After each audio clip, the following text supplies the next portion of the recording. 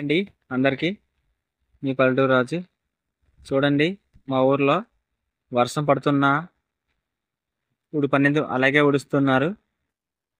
ఎందుకంటే త్వరగా అయిపోవాలని ఉడుస్తున్నారండి. కూలీలు అనేది మరి టైంకి ఉడిచేసి వెళ్ళిపోవాలి కదా. చూడండి ఫ్రెండ్స్, ఏ విధంగా ఉడుస్తున్నారు. రైతు కష్టాన్ని గుర్తించండి ఫ్రెండ్స్.